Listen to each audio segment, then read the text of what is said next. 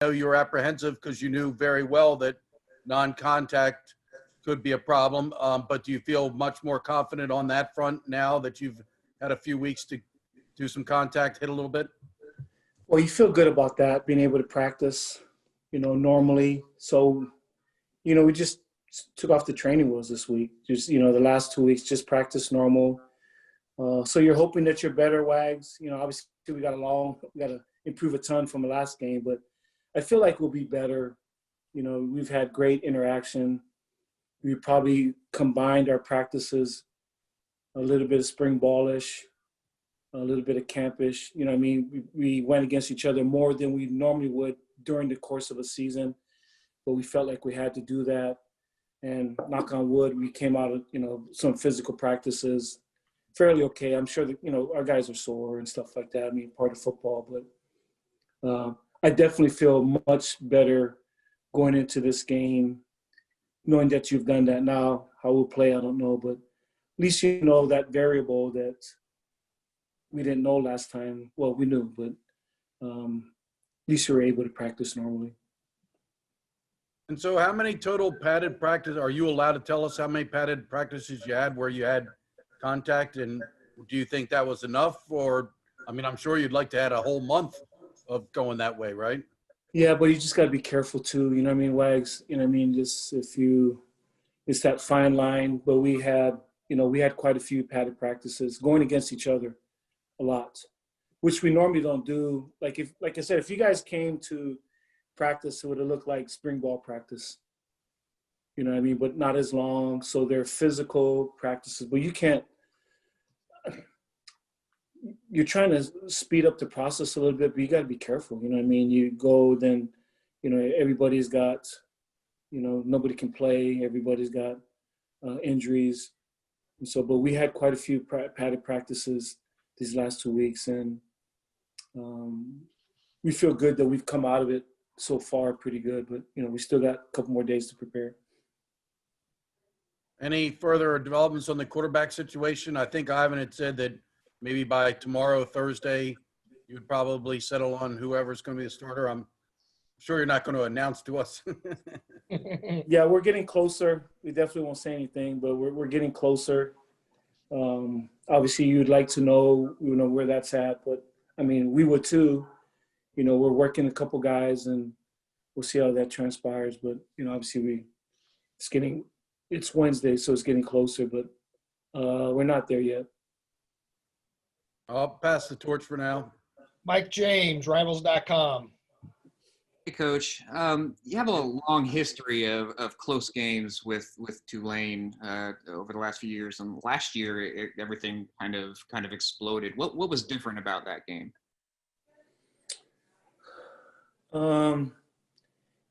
They kind of wore us down a little bit defensively in the second half. They went up tempo. So we've had to prepare for that, get ready for that. Saw that they kind of did the same thing in South Alabama, and so we just got to make sure we're ready for that stuff. Which we feel like our guys are in really good shape, conditioning wise, but you start to fade a little bit that way. And kind of the way we've played against them is kind of the nature of the way they play on defense. It's either feast or famine. But that's kind of the nature that they want to play on defense. And so, and they've had great success. Over the years, they've been close games. We've had a ton of explosive plays, and we've had a ton of plays that went for nothing. So they know what they want to do. They have a really good plan. We were fortunate to break some big plays last year. Having Jamel with that type of speed, Mike definitely helped us. Maybe years in past, maybe that doesn't go to the house, but having a fullback that can run like that helped us. But we struggle against them every year because they have a really good plan. They have a really good plan on defense. In my mind, they're very similar to Air Force and Army. Just the way they do things, the nature that they play. Their kids know exactly what they're doing. It's a grind. It's a grind playing against them. And, we had some big plays because, our fullback broke some plays. It's because, he has the speed to take it to the house. But the rest of it, you look at it, they played us well. You take away some of those fullback run plays, and they played well, and they've always played like that. But even the year that we lost to them, and when they went for 2 the year prior to that, they played us well, but we had some big plays, you know what I mean? And so I think they, like I said, a lot of it is very similar to a service academy, super aggressive. Their guys are really disciplined. They know what they're doing, and our kids have got to make plays. I mean, that's really just the bottom line. When you have a game, when you have a series where so many games are so similar, and then you have a game where everything kind of changes that way in terms of scoring. The next season, not to tip your hand or anything, but you kind of get a feeling where you have to go back to the drawing board because you figure they're going to mix something up to try to correct what happened in the previous game. You always, again, they're very similar to service academies. For years, like, people don't see all the subtle changes, but every year we play the service academies. Everybody's got a little tweak in their deal. The core of what people do are the same. And Mike, we expect the same. They'll probably tweak some stuff. We'll have to tweak some stuff, you know, in the course of the game. I mean, we all look how we did last year. If you did bad, I mean, you try to look how you're doing, try to improve it. If you feel like you did good, maybe see how you hurt people and see how they'll try to adjust. You try to anticipate. You know, so, I mean, it's kind of the nature, you know, we'll see. I mean, you know, we're expecting maybe BYU might done some things similar to like what they do, but BYU is a lot more vanilla, play a lot more coverage. And so we'll see. I mean, I don't know how they'll play, but we'll just try to adjust, you know, just see how they're attacking us and kind of go from there. Thanks, Coach. Thanks, Mike. Bill Bergman, NavySports.com. I'm good for now. Thank you. Okay. Andy Wittry from Out of Bounds. Hey, Ken, I know back in June you reached out to some of the AFCA Board of Trustees coaches and mentioned, you know, hey, what if we all reached out to different politicians in our state and talk about legislation or reform or policy? And I'm curious, especially with the Big Ten season and the politicians who have either reached out in favor of it or even taking credit for there being a Big Ten season, do you think there's kind of a chance or an opportunity here for coaches to use their platform and discuss those bigger issues with politicians?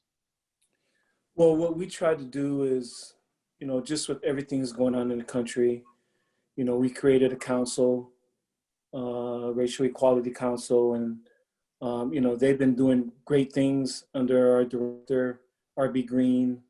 I mean, we've had several forums with police commissioners. We just had one last week with the Baltimore Police Commissioner, which was an awesome meeting. You know, it's just like everything else. Not only are we encouraging our guys to vote, but also be informed on candidates, not with, you know, to write to, we've talked to our players about writing their local congressmen and people in their own states and cities where they're from. And so, you know, that's kind of what we've tried to do, more so just giving our guys a platform to express themselves and whatever your political beliefs are, whatever they are, and, you know, just the freedom to express yourself. And that's really, and what we've tried to do, just create a platform and just kind of go from there. But yeah, I think that's what we've tried to do. Just try to give them a voice early on and let them run with it. And these guys are our players, and they've been amazing with all of that. Mm-hmm. It seems like a lot of schools are having the November 3rd day off for voting and a lot of kind of voting, you know, information initiatives. For people that still say stick to sports, what would your message be to them? Well, I think, you know, we're all more involved. You know, I mean, all of us are looking at things and how things affect us. I think this generation obviously is a lot more vocal than years past. And so things are out in the forefront. You know, but I also, like I tell our guys, I think it's great to be informed, but just allow everybody to express themselves. You know what I mean? Just allow what makes our country great. You may disagree with people, you know what I mean? But it doesn't mean, you know, I mean, it's okay. It's okay to disagree with each other. I mean, it's going to happen. We're just getting the freedom for guys to express themselves. Mm-hmm. Thanks, Ken. Thank you, Andy. Scott Wyckoff, WBAL Radio. Coach, what can you say about the job that Brian Blick has done? When he signed up for football operations, he could have never imagined that he'd have to be doing the things he's been doing, and especially since you're taking your first road trip? He's been amazing. I mean, just absolutely amazing. And just he, along with, everybody in our athletic department, our football department, our trainers, Jim Barry and his staff, Greg Morgan-Thaler and our equipment. I mean, they've been amazing. Obviously, we work with Scott a lot. I mean, just, we're in a department, we're a family. I mean, our tentacles reach each other a lot, and we work together. And I've been super amazed with all the uncertainty that's gone on, just all the different things. Been really impressed. Like I said, we're the cleanest team in the country, but we're not a very good football team right now. But that's not Brian's fault. And they did their part. So now we got to get ready for football. But they've been amazing. They've been amazing what they've done. And I even think last week at the game, so with Bill Gibbons and what we did at the stadium or whatever when we played BYU, I thought all of it for the first time. I mean, none of us knew what to expect. And for everything to go, I'm very hesitant to say that because I'm a head football coach. Everything besides the game went out without a glitch. Right. But I mean, but everything else from a logistical standpoint, I think Chet and, everybody in the athletic department, Brian Blick, who runs our football department, I mean, I thought they did a really good job from that standpoint. Thanks, Coach. Have a safe trip. Thank you, Scott. All right, we're going to have Pete go last so he can do the pregame radio show. So I'll go one time around to see if anyone else has any follow-ups. Wags, do you have anything? Well, I guess in general terms, I mean, what do you feel has got to happen in this game to make the jump from what happened in the opener? Is this strictly physical, or, I mean, did you feel like there was also timing issues, et cetera, or is it all come down to physicality and pad level and all that stuff? I mean, there's obviously the first game, so there's all this stuff in timing, Wags. There's some stuff, we made some mental errors, but so did BYU. I mean, there's no team that plays a perfect mental game. So, we saw like things that we should have executed better. But to me, the biggest thing is physicality. I mean, just, and it's not to take anything away from BYU. So I hate talking like this because it makes it seem like you're taking away from how well they played well and they're prepared. But we've played a ton of people. We've played, Ohio State at Ohio State. We played the national championship team. We played South Carolina. We've never got pushed around. We just weren't ready. I mean, when you just saw it, I mean, I've been in that stadium a long time and been on our sidelines a long time. I've never, ever, ever seen a Navy football team play like that. I mean, that wasn't us. But why should it be us?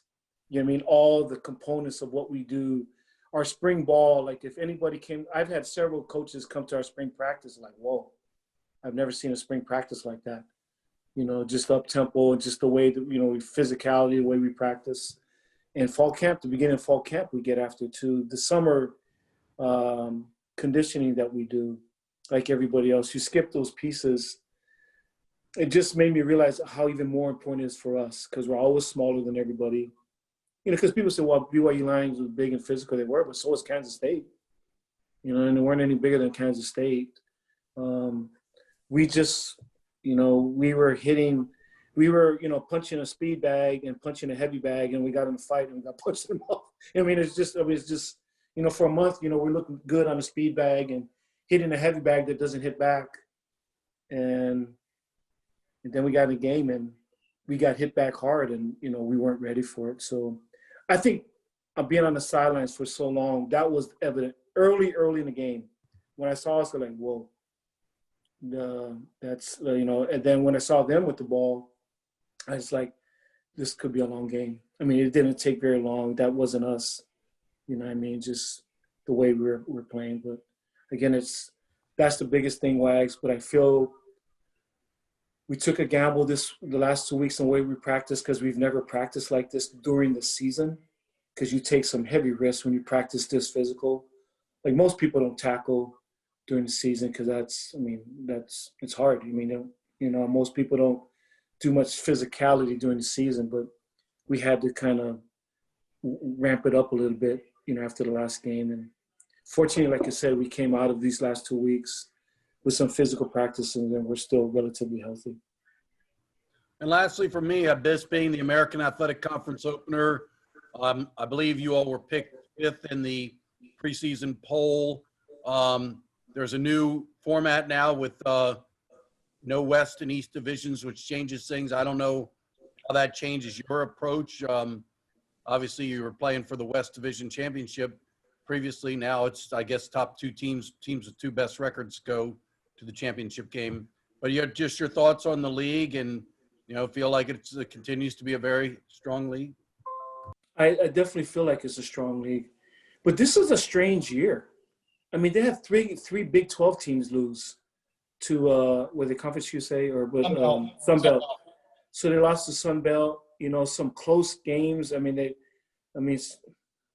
it's like the teams that were able to start practice earlier. Whatever their state or whatever their school rules were, the teams that were able to start earlier and take advantage of the preparation are better prepared right now.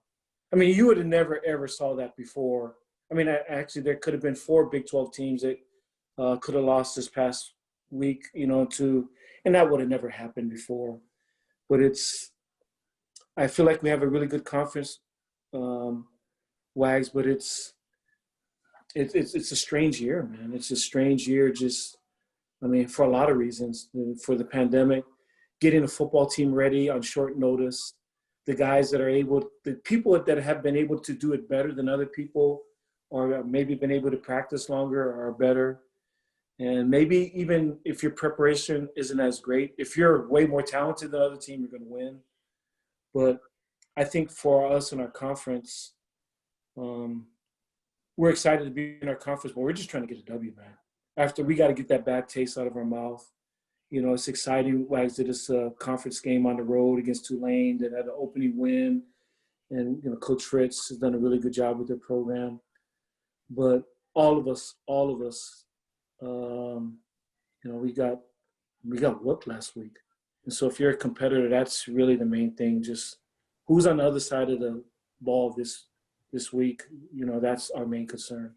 Now, it's a conference game. It's exciting, but the way we played and the way we got beat last week, we didn't need extra motivation. Mike, James, any follow-up? Just one. Coach, football practices are by their nature an emotional thing. You see guys getting fights, you see guys, big plays, they're celebrating together, they're jumping around together. You hadn't been able to do that for the entire, for all of August. Now that you're kind of getting into that more normal mode, do you feel like the spirit of the team is kind of picked up a little bit and that enthusiasm is there? Oh, yeah. There's a lot of smack talking, a lot of after play scuffles. I mean, like you said, football's such an emotional game. Like, there's a lot of sports that are emotional. But when there's a sport you hit one guy, I mean, if you got anything, that pisses you off. I mean, you want to hit them back. You know what I mean? And so there's a lot more emotion going on, a lot of things that have to tailor back. So I've told our team I love the emotion because you hit a nail on the head, Mike. We haven't had that. You know what I mean? The bag doesn't talk back to you or doesn't have any emotions when you hit it hard. Where, if a guard gets whacked by a linebacker, he gets mad and he tries to come back the next play.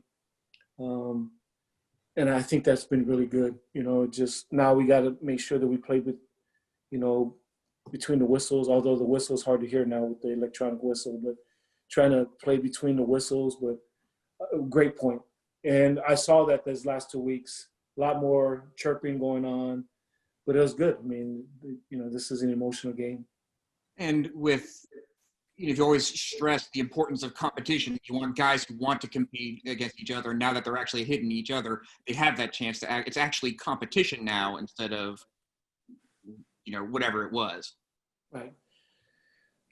And like I said, I always have my stupid analogy. To me, it was just, we were, at the practice range and, working on our drive and then go do our chipping game and short game. But we never played a tournament. We're doing all these parts which you need, But if you're not tournament ready, it's hard to be ready. And I mean, all the stuff were good, but I mean, it doesn't lend itself to playing. I think it's been good. The other part that we also try to stress too, Mike, is because we've always been one of the least penalized teams to play with emotion, play super hard, because you have to compete. But we don't want to hit guys after the whistle. You don't want to hit guys out of bounds, do, dumb things like that. And so I think it's been a combination of both this week. Really good competition, but there have been some late hits or some late blocks. And just to recognize, hey, guys, that's great. It's great to see some competition and live emotion, but you still got to channel it and control it. Or, like I said, we're not big enough or fast enough on some things. And we're, by the same token, we're not good enough to have those types of penalties that may kill us. We can't beat ourselves.